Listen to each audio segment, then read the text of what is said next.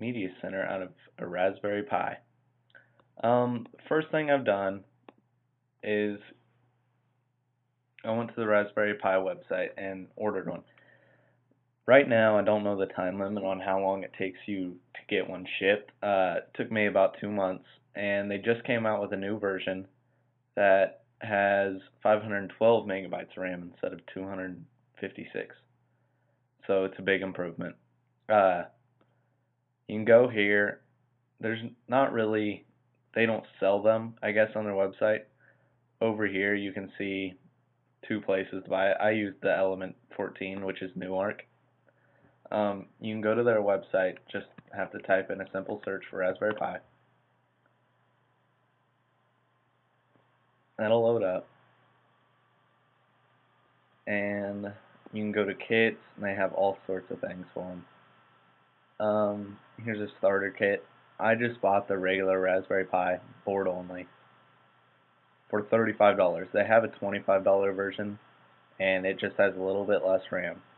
But I would recommend going for the upgraded version. It's only $10 more, and you're still getting a great deal for only $35. Once I got that, I kind of was interested in looking at this Raspbmc. You can see now they have support for the 512. And basically what it is if none of you have heard about XBMC, it's a port for XBMC to the Raspberry Pi.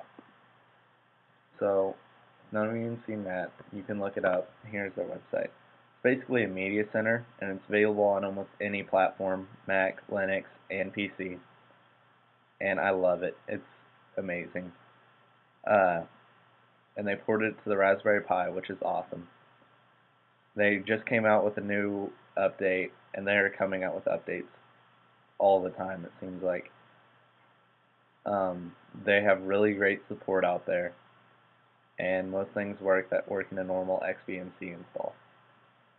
Next thing I did was I wanted to basically stream content from my phone to the Raspberry Pi. To do that, I have to have the two on the same network, which I had to buy a wireless adapter for my Raspberry Pi, which there's a lot of information out there, and you can get them on Amazon or any other site you like to use, eBay or whatever's your preference. Once you have your phone, which I have an Android, you can use an iPhone too. Once you have that on the same network as your Raspberry Pi, you can use this app called iMedia Share. You can get it free for iPhone and Android. There's nothing to pay here, so it's really sweet. And it works amazing. You can stream any of your music, photos, or videos straight to your Raspberry Pi or any other device you have in your network that can receive content. And you can also pull content from Facebook, YouTube, news sites, and all of that, and push it to the Raspberry Pi too. And it is an amazing app. I haven't had many problems with it. As long as you have a fast network speed, it works flawlessly most of the time. Sometimes you will have to restart the app, but that's normally it.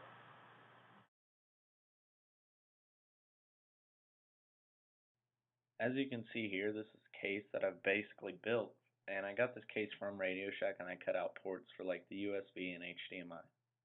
You can see an LED and power button on front. On top here, you can see the wireless receiver that I'm using. It basically picks up wireless and puts it through the Ethernet to the Raspberry Pi.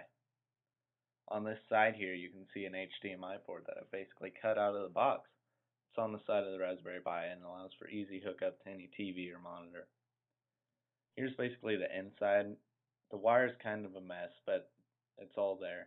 You can see the powered USB hub on the bottom and the Raspberry Pi on top. Basically right here is what I've done is wired up that power switch and that LED on front.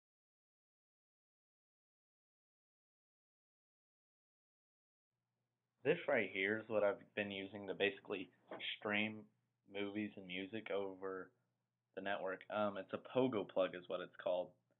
You can get one for relatively cheap, and it's hooked up to a 2 terabyte hard drive which has all the information on it and allows access to that drive over any network. You can see here a screenshot of the iMedia Share app, which allows you to stream the photos, music, and videos and anything over your local network.